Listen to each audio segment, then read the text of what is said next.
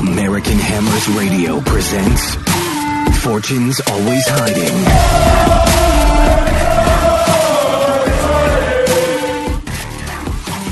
Hello, Internet, and welcome to Fortune's Always Hiding, the second edition. This was formerly known as Always Hiding with a Hammer. We have changed the name to something that makes more sense. And because our producer and the head of the American Hammers Radio said, yeah, this makes more sense, so it's Fortune's Always Hiding. This is the second episode. I'm your host, Zach, joined by John out in Philly and Chris out of Ohio. Chris, what's the capital of Ohio? Columbus. Wrong. It's O. Fair enough. Well played. Well played. That's how we're going to start this. Yeah, well played. Well played. Hey, you got to make jokes. You got to keep it loose. Yeah, there you go. Anyways, we got two big matches this week. We got a match against Crystal Palace at Selhurst Park, which, by the way, did you know that they have an eagle that comes out to greet the teams? Yeah. Yeah, I think I did know that. Actually. Yeah, and they also have cheerleaders. What's up with that? That I did not know. This is the They Premier want to be League. American. This is the Premier League. This is not. This is the Dallas Cowboys of the Premier This is League. not Dallas Cowboys. The not Dallas Cowboys. This is not the Chinese Baseball Association. This is not like some Major League Soccer bullshit. This is the Premier League. You cannot have cheerleaders. Are they the only team with cheerleaders? I believe so. I saw it on. Well, and they're famous for that guy with the drum, right? That really annoying dude up in the stands with the drum. They make a lot of noise and they try to be like ultras and stuff, right? Try to be. I like it. You know what? I give him credit for at least trying. Yeah, fair enough. All right, so we got because we got two games coming up this week. We got to talk about this. We have two games in 50 and a half hours. Who the hell thought this was a good idea? Well, I mean, obviously the FA, because they're like, oh, it's going to be fine. This is our tradition. Let's cram all of these matches into the festive period so that people can go watch our wonderful professional athletes of our most famous sport get injured in front of all of these people. Yeah, I have to chalk it up to that as well. Just more or less, a little bit more of the commercialization of the game in the sense of everyone's going to be kind of. It's not going to be as busy, and more people are going to be at home. Why not throw some matches on, as many matches as possible on? See, for me, the problem with this is the fact that, first off, because I know a lot of teams play games really truncated in this period, I would love to see the amount of injuries that have occurred from playing in these two games. I don't know this off the top of my head, and I would need somebody from like the BBC or Sky to go deep into the British archives for this, because I'm sure it has to be a lot, because you can't be expected to play two 90-minute games in the span of 3 days. That's how you wear yourself out.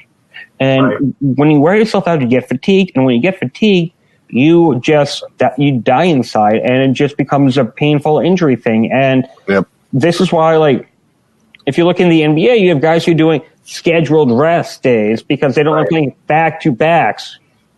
But in the NHL, when they have back-to-backs almost on a monthly basis, mostly on a bi-weekly basis, there's no problem here.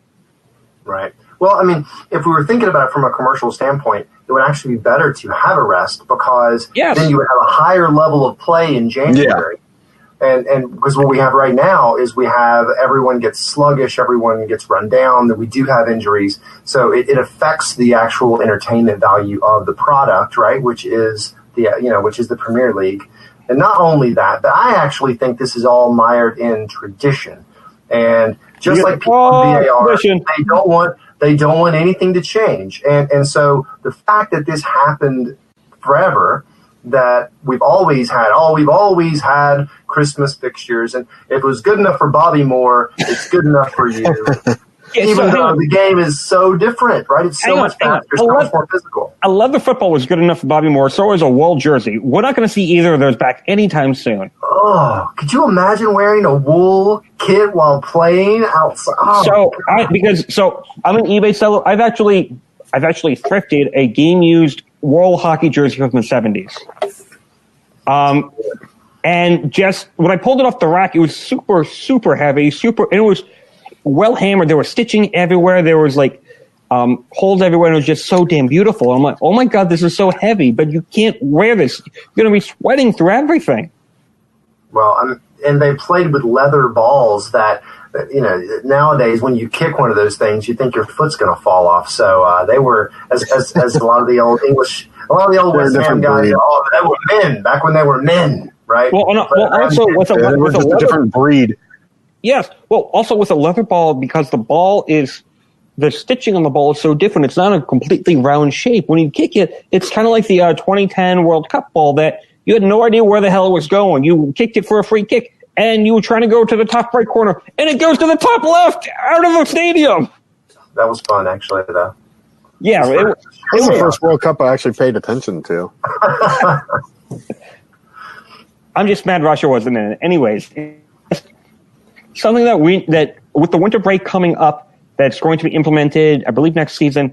It's something that needs to be looked at and addressed by the FA and every team should be complaining about this because this is absolutely absurd. You cannot be playing 2 games in 3 days. This is not EA Sports Be a Pro. Yeah, I will say though, with the implementation of the winter break, I mean, you run the risk too. How long is the break? Is it a full month or? No, it's not.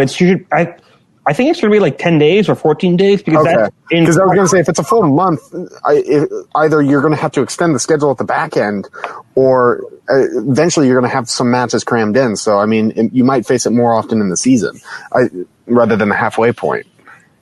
Well, so if you look at the Ligue 1 in France, it's a 14-day schedule. It's a 14-day scheduled day off, and a lot of the guys go home. I know Hiroki Sakai of Marseille, the defender, goes home to Japan because he's Japanese. He gets to be with his family, and he never gets to see them because he's in France. And these guys love it. Dimitri Payet, he goes down back to the island of Reunion, which is off the coast of Madagascar. And getting to Reunion from France is a pain in the butt. Even though it's the French department, it's a pain in the butt. I don't know if you know where it is on the map. Look it up. Absolutely. I actually don't. North of Madagascar, he's right in the Indian Ocean. Wow. After he was in Euro 2016, he went from France to Madagascar to Reunion. And he only got a very short time in Reunion. And that's why we gave him such an extended time off, because give him time to recover, time to be with family. He practically owns that island, to be quite honest. I swear to God, I commented on literally, like when he would post stuff when he was in Reunion. Everyone who commented was from the island. He could come back and run for head of the island, and he would win immediately if he wanted to. Well, he could come back to West Ham, as far as I'm concerned. Well, and I'm not going to dig any deeper into that scar because I know that scar is still fresh in a lot of people's memory. We got to talk about injury news.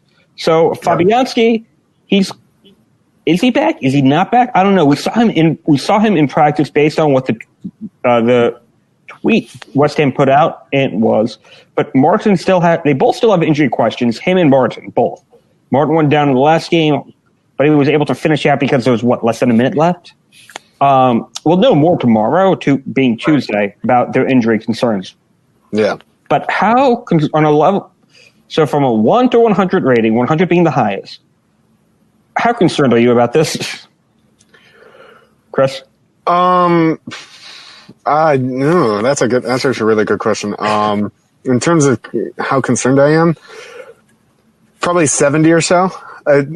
Because I know that Fabianski actually himself confirmed that he's back in training. He posted a tweet on his own Twitter.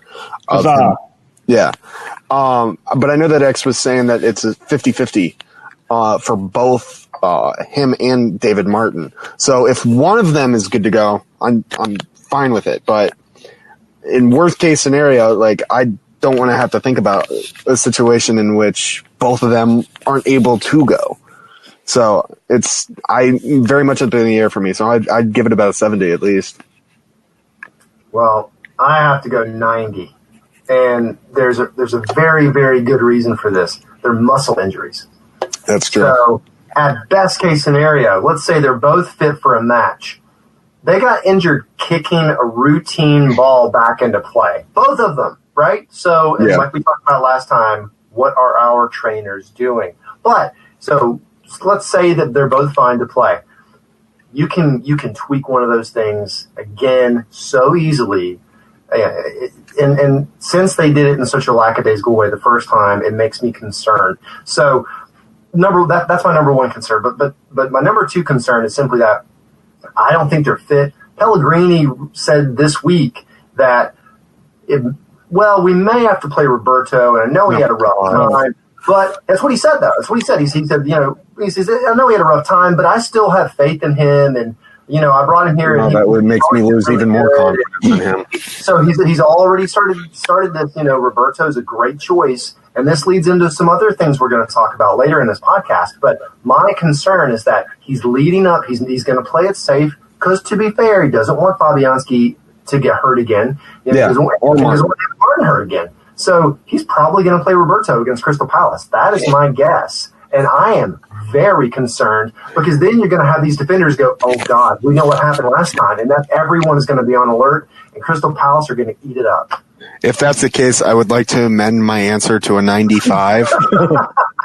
Good answer. Good answer. What about you, Zach? So because this is West Ham United, I'm at a 99.5%. At all times. Yes, at all times.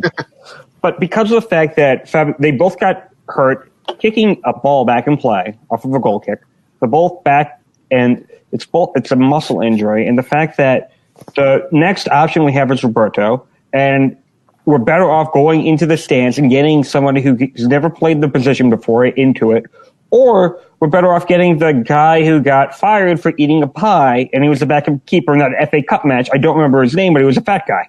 Oh yeah, he is a legend of the game now. Yes, him. He's kind of like the hefty lefty. He's a legend.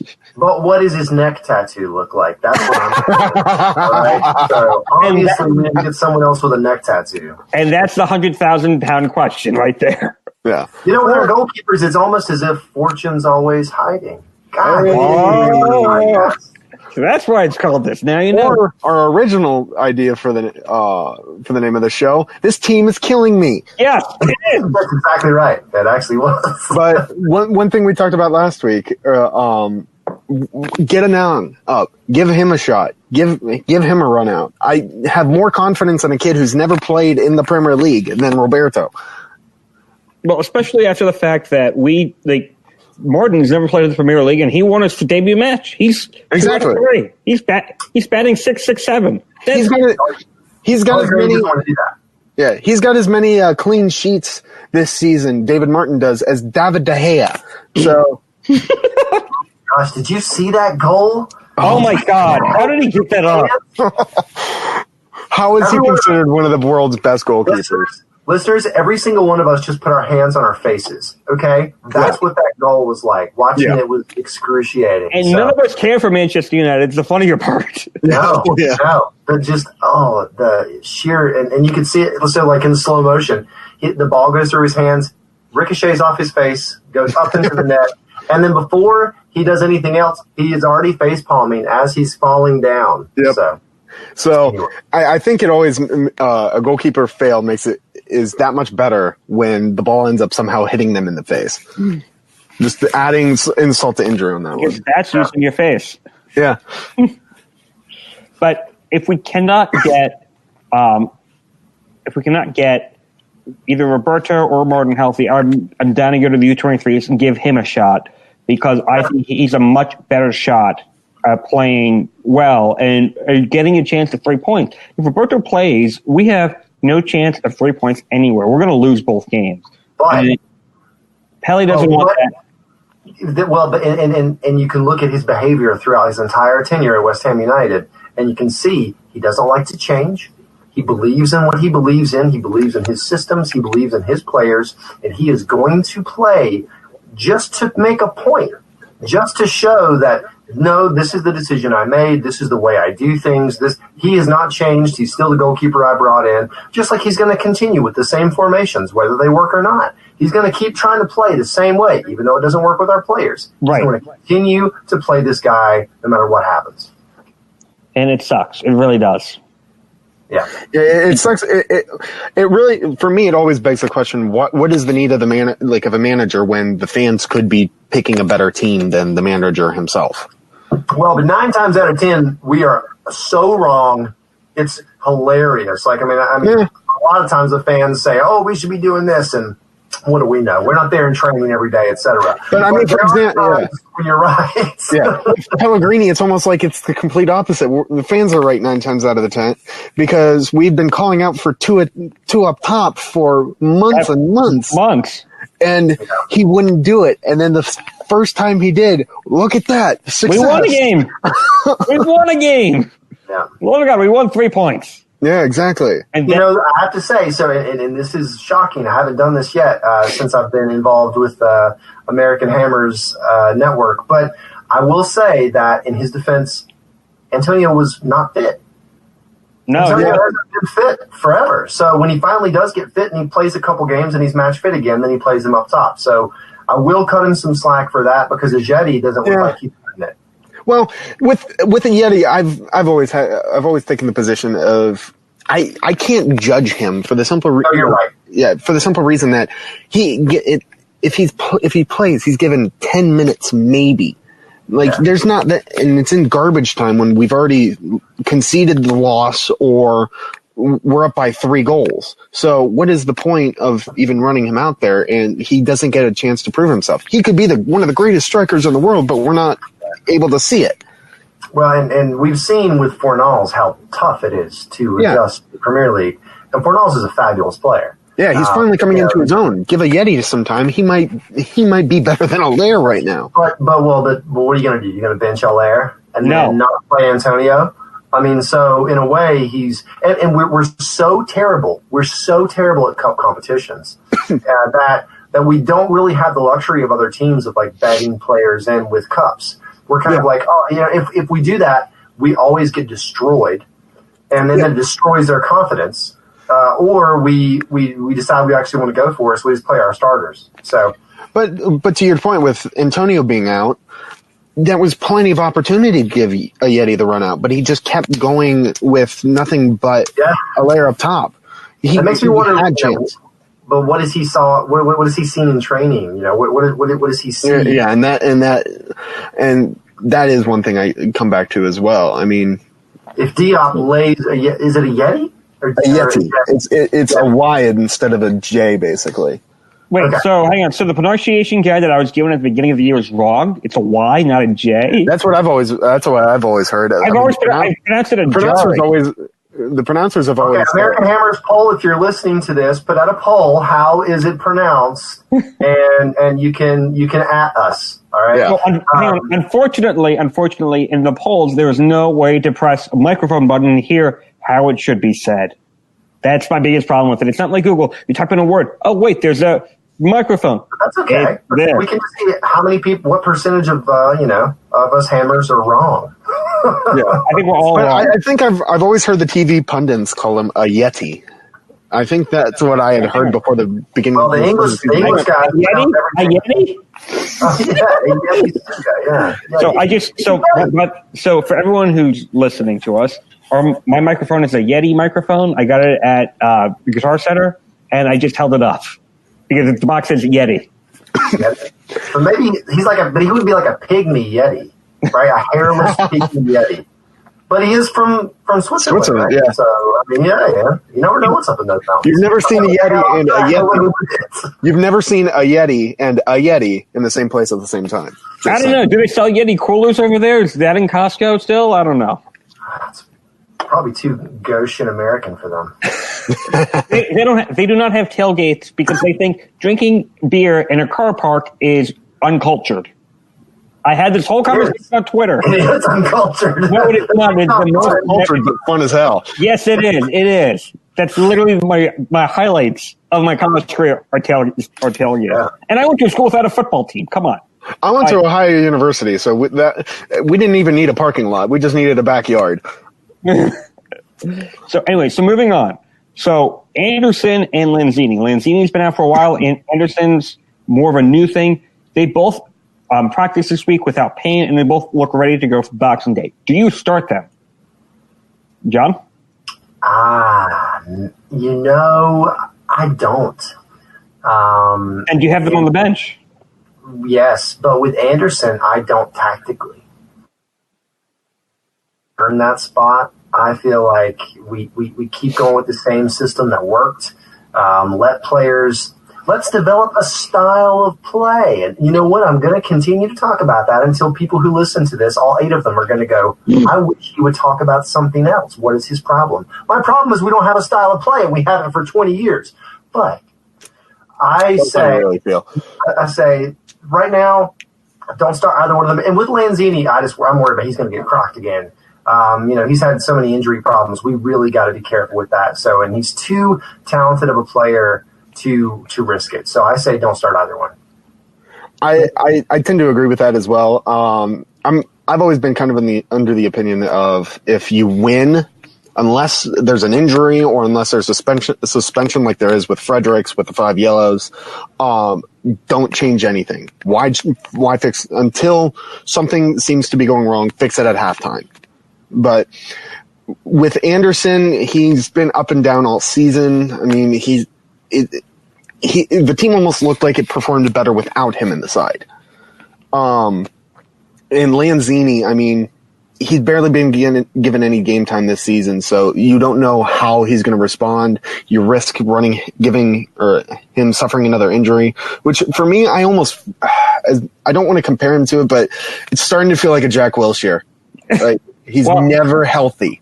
He's never healthy.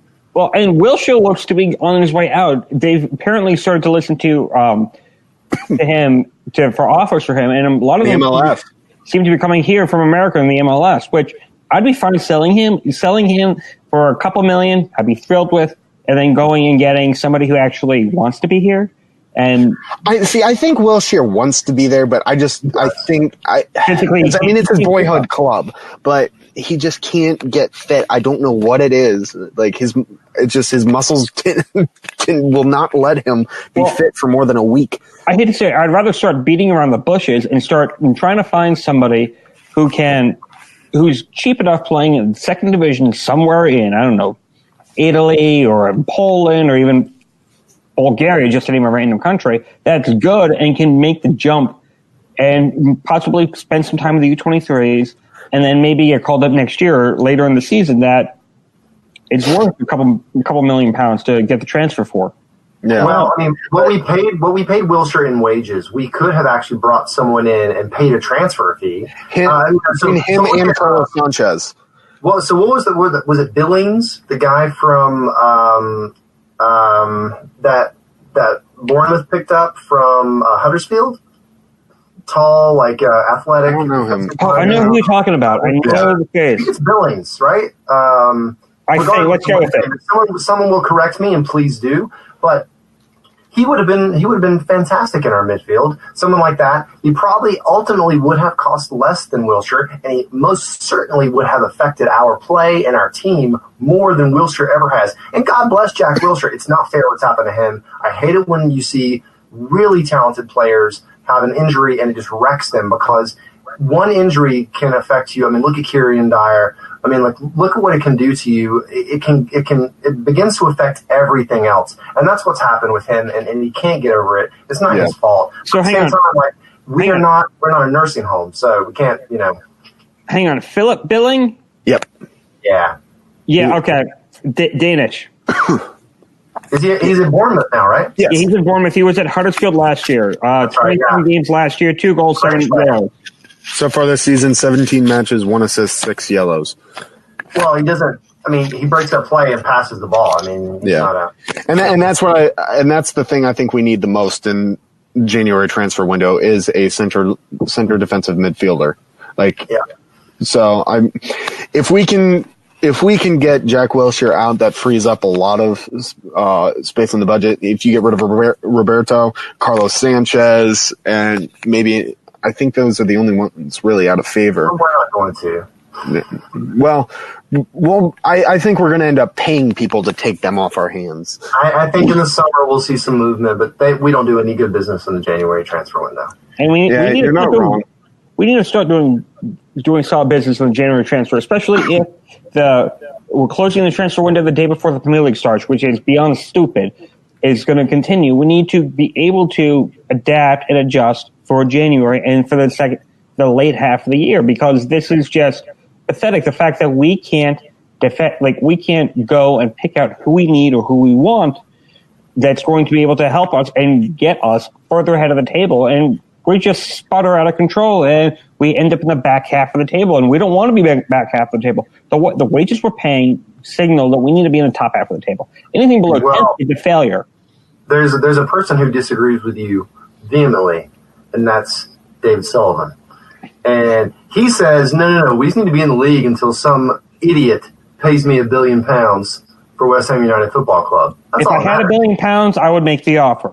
If I had £100 million, I would offer to buy a small portion of the team and at least get on the fucking board. Because the way that I want to direct the team is completely different than Gold and Sullivan want to. By the way, read David Sullivan's book. It's very interesting. Okay. I'll have to take a look at that, yeah. No, it's Gold's book. It's Gold's book. I actually bought it on eBay for $5, signed by him. Free shipping. I cannot make it up. I read it, and by the way, he's a commercial pilot. Yeah. What? He never talks about it. He has his own airline company. That's how he gets around most of the time in England. Brilliant, talented man. Chris, you're dumbfounded by this. I'm just surprised by it. Bentley, have you seen his like pinkish claret Bentley that he drives around in, or has someone drive around in? Oh, whoa, Jesus! He tries a little too hard. Looks like a purple enema. Wow. Okay. And on that note, we're changing the subject. All right. So we have the U23s, because we have the 2 games in 50.5 hours. The U23s don't play again until January 6th. How many players do you expect to see, if any, from them in the next 2 games? I can only really see potentially 2. I will preface it. I don't know too many of the under 23s. I don't keep up with them as much as I probably should. None of the games are broadcast anywhere. So that's true. That's very true. But I can see Holland being brought in for at least one of them, and potentially Anang, if he actually decides to play him, which I don't know. That's up in the air. The only other one I could potentially see is Silva, but at the same time, he hasn't played in months, so I don't think that's a possibility. So not many, unfortunately. John? Well, man, come on. It's going to be 0. Yeah. We all know it's going to realistically. be 0. Okay, how many should we see? So, well, gosh, we should see several. I mean, like, at least make the bench. I mean, if we've got some space, if we have some injuries, I mean, like, there's no reason not to bring a few on. I mean, the ones Chris mentioned were the obvious choices, but and I would love, so depending on where Fabianski and where Martin really are in health, I mean, we may see Anang on the bench simply because otherwise we're going to be bringing back Henry Lansbury, like I keep saying, and put the gloves on him and just get back out there, buddy. But we're probably not going to see that. What we're going to see is, we'd love to use the kids, but these fixtures are too important. And so we're going to send out a bunch of tired people to get destroyed by Leicester because Leicester want to make a statement. And we love playing people at the wrong time, right? So we're really good at that, and we're really good at doing people favors. So, but I don't think we're going to see any of the under 23. I don't think in reality, I don't think we will either. But if there is a game that we do see them, I do see it being against Crystal Palace because like you said, it's against Leicester, and we're going to try and say, oh, look, we've still got a chance and everything, and we're going to get battered 3-0. Leicester are amazing. I mean, they are what we should be. They are what we should be. All these players that if you go to Knees Up Mother Brown and you go in like the old transfer window forums, all these players are going, we should buy him from the championship, or we should buy this guy who's going to be great. We should buy this. It's like the Leicester scouting team just go, that's a great idea, and they just go to Knees Up Mother Brown and they just go, that's brilliant. We'll get Madison. Thanks for doing Madison. Oh yeah. I mean. David, that was tragic that we didn't get him. What a player he would be in our midfield. Well, we'd probably utilize him incorrectly, and he'd be a terrible player. So, do you guys remember 10 years ago in January of 2010 when we were linked to Neymar? Oh yeah. Well, I mean, I wasn't a fan at the time. I didn't even like the sport, but I know the story of it now, and it's what put him on the map. On the map in Europe. We were linked with Drogba, and we were linked with Conte, and Gareth Bale. Hang on, when were we linked with Drogba? What? Yeah, I don't know about Drogba. When he was in Marseille? On time ago, yeah, I think so. But I know for a fact, people were talking about Conte as well. So, but you know what? Being linked with almost means nothing. We're linked with everybody. We've been linked with all kinds of players that I love. This day and age, if you sneeze the wrong way, you're linked with the common cold. So yeah. And then X will come out and be like, "Oh yeah, I heard that somewhere at the club, but I'll check and see if it's true." I listened to his to the most recent podcast, and they have about 30 targets at right back. Give me a break, bro. I mean, his whole brand is he has to sound like he's in the know, regardless of whether or not it's complete BS. So, some of the stuff he says is true. And then Billy Bean's going to come into the scouting board and say, don't want to talk about any of these guys. I'm going to take a strip for the whiteboard, write a name on it. Jeremy Giambi throws it up. Like, what do I want Jeremy Giambi? He gets on base. Nobody wants Jeremy Giambi. Nobody wants to be the little brother of Jason Giambi, a steroid user, and nobody wants to be known as the brother of a steroid user who wears thongs to every single game. By the way, yeah, that's true. There's a whole article about it. But every once in a while, we end up with someone out of left field like Diamante. Yes. Dimitri Payet. Yeah, hang on. He wasn't out of left field, dude. He was statistically, he was the second Mesut Ozil.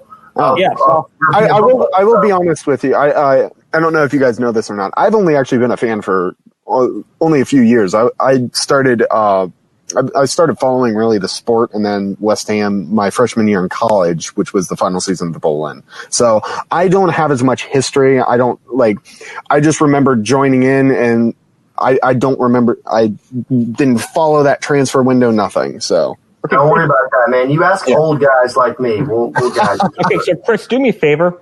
Do you have an Xbox or Xbox 360 or Xbox One or PS4 or 3? I have PlayStation 4. Okay, so and PS3.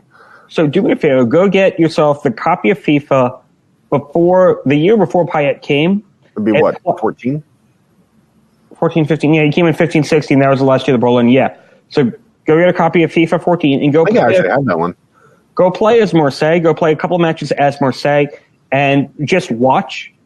Just because the way that he played with Andre Pierre Gignac up top and Andre Ayew right behind Andre Pierre Gignac, the three of them combined for half of Marseille's goals and assists in that season, and it was out of this world. If they kept points like they do in hockey, with a goal being a point and an assist being a point, they would be top 3 in Ligue 1 and top 3 in Europe. And it was just phenomenal to watch. It made football in Marseille fun, but also their manager was Marcelo Bielsa, El Loco. Yeah. So, to be quite honest, if we're ever looking for another manager, I would say, how much does it cost for El Loco? I want him. He's in Leeds, man. It can't be that expensive. I don't know. He's trying to learn English. The problem is that, again, David Sullivan will not have someone come in and go, look, everything has to be my way. Everything has to be my way. All transfer targets, all training, everything's my way, or I'll walk. He's quit jobs like 2 weeks in, right? Well, seriously. I will actually say, I don't know if you guys listened to, going back to X's podcast, they actually said that before they brought in Bilic, that's who they wanted, the current Leeds manager. Oh my God, that would have been... We also, there's a rumor we approached Poch, right? We approached Pochettino. Oh, I didn't hear that one. I don't want Pochettino. Yeah. There's a rumor that we approached him, and he went, come on. No, that's Ancelotti. That was Ancelotti. No, that was way back we approached Ancelotti. I'm talking about like in the last few weeks. No. We approached. X had said that we actually tried to have a conversation with Ancelotti, and Ancelotti said no. Number one, we shouldn't be talking to people while we still have a manager. Yes, that too. Well, I agree with you on that. Well, hang on. Well, the issue becomes because if we fire him on a whim, then we're left with no one. And who are we going to promote as interim manager? Well, and then we need to scramble to find somebody. I would rather have I'd rather have secret conversations in private, completely confidential, with somebody that's a free agent manager and be able to bring them in at least as a caretaker position for till the end of the year. Wow. And then go from there in the summertime because the worst thing is to fire your manager and have no one in backup. Yeah. Well, going with the X thing though is there's no such thing anymore as private conversations because it'll always get out. Like that one got leaked with Ancelotti, and you got to wonder how that affects Pellegrini. Well, so this is when you need to bring in ex-KGB agents. If you look at, do you laugh? So do you know who Sergei Fedorov is? No, but one of my professors actually is friends with several former KGB agents, so I've heard stories. So Sergei Fedorov is a former NHL player. He came from the Soviet Union. He was one of the first defectors. And so the Detroit Red Wings drafted him, and everyone who's drafted a Soviet player was like, they're never coming over. The Cold War is never going to end. So they had secret meetings with him at a World Junior Championship, and it was in his hotel room, and it was very late at night, like 2 or 3 in the morning when everyone was asleep. And they got him to defect, leave everything behind, everything he knew, to come to Detroit and play in Detroit. And everything was just shocking. And he left literally everything that he ever knew, but because of the fact that they knew how to run a secret interview to get around KGB agents, the KGB learned about that and learned how to get over that and how to prevent this. So look, that's what we need. I'm not saying that it's generally a bad idea, and I'm sure everybody does it. We're just the ones who can't keep our mouths shut and it goes in the press. But my point is, I'm a big club who fires somebody and just hire the caretaker manager to get to the end of the season and then makes a great appointment. Who's done that? Not many. I mean, no. I mean, like even Arsenal, who right now are, if you're an Arsenal fan, dude, they're playing the garbage can, and they're like, hanging themselves up, from their walls, and they're like acting like they're literally fighting each other. They're literally fighting each other. Yeah. Which and what are they, like 8th? I mean, we would kill to be as terrible as Arsenal are now. Yeah. But it almost feels like we're in a better position than they are, and it's just nuts. It's really crazy. They're the worst season ever, and they're better than us. So anyway, but they didn't do that. They hired, Freddie. They had Freddie Lundberg, who not many managers were also underwear models. So they have Freddie Lundberg, come up there, stand here and look pretty. And point every once in a while. Just point at somebody, point at a really good striker and say you should score a goal. And then they got someone else to come in, who they love, Arteta, who, that's a good appointment. I don't know if it's going to work because, when has Arteta ever marshaled the defense? But he's, studied under the master for a while. Yeah, exactly. So and that's what I'm afraid of. It could be a very good appointment. So, but even a club like Arsenal, who are a big club in shambles, quotes.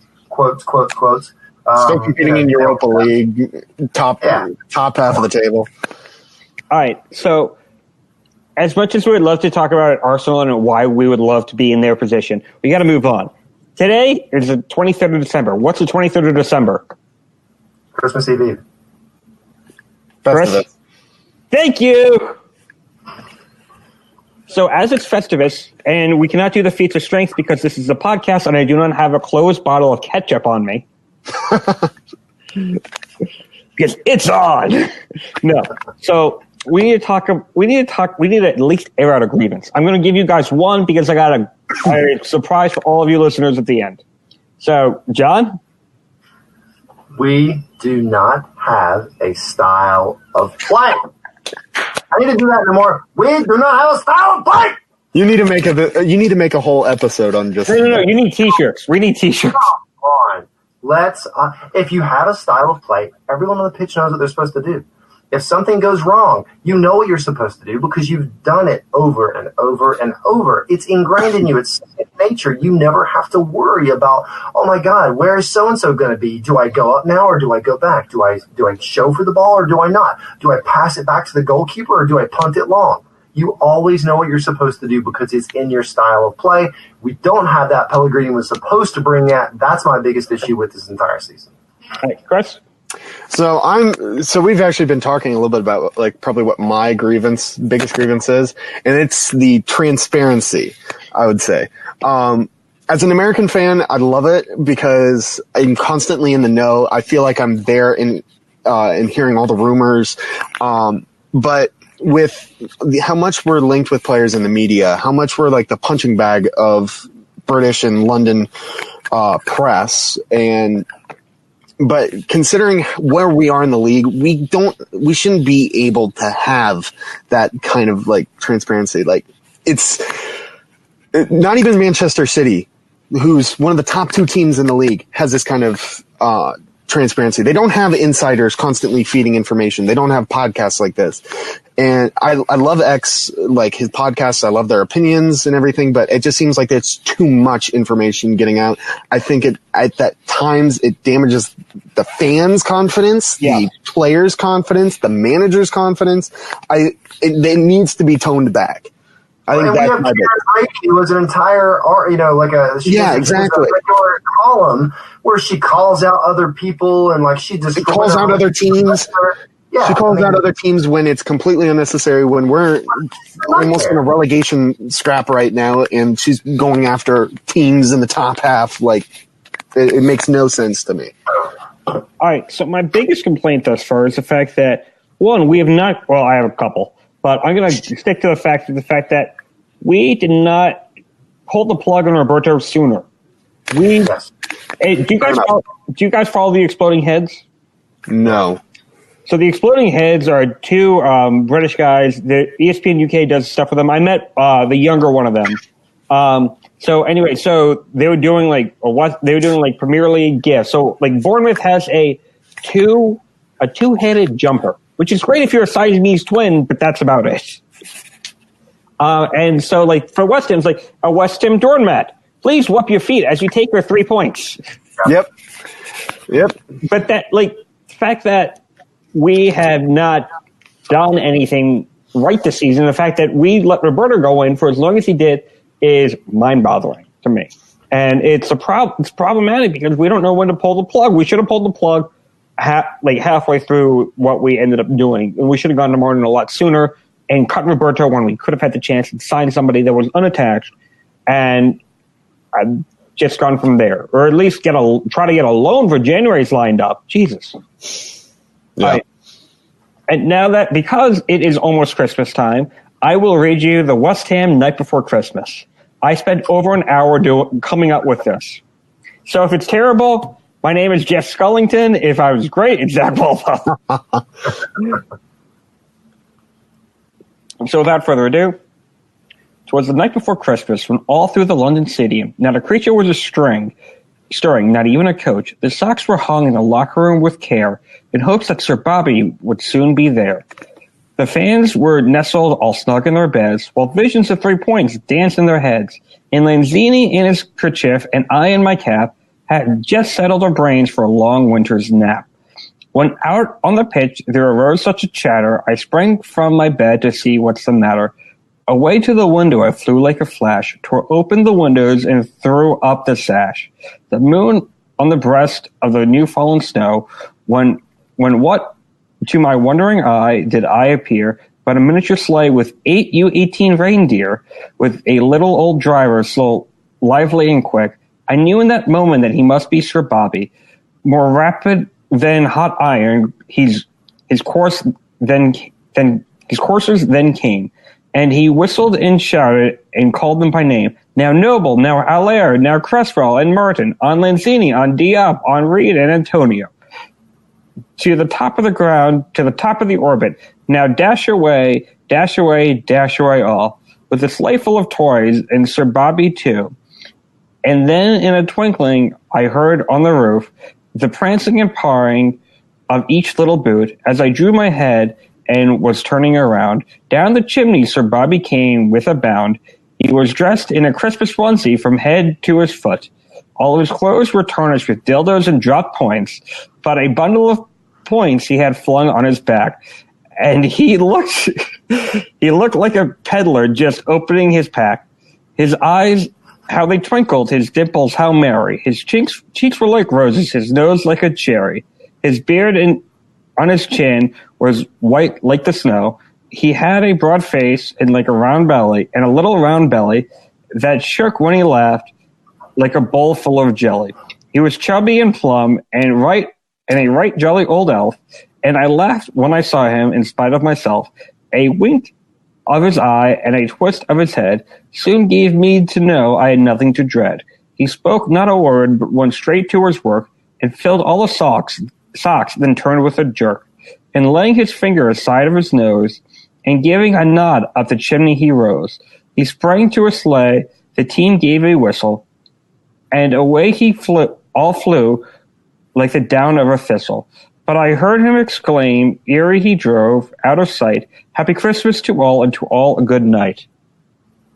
Boy, there you go. That took an hour plus to write, by the way. And it's still better than the Tottenham rap that those guys on YouTube released. Did you see that? I just want to give a shout out to those perennial virgins for doing that. So you destroyed them with that majestic Christmas melody. All right, now, I know a lot of this didn't rhyme. I'm not a rhyming expert. I did not have my rhyming dictionary with me. I wish I did. Okay. But I spent a lot of time on this. I really would love somebody to professionally read this, with a fireplace and pipe and a glass of brandy, maybe. I'll start on Twitter, just asking the guys at Critical Role. Do you guys know what Critical Role is? No, actually. I've heard of them. It's where professional voice actors play Dungeons and Dragons together. It's so good. It's so good. It took me a few episodes to get into it, but now it's I'm just so addicted, and they're amazing. And they have a YouTube channel. And anyway, watch Critical Role. They're not paying me to say this, but yeah. So I'll just be, hey guys, can you? And they'll be like, restraining order. But yeah, that'd be good.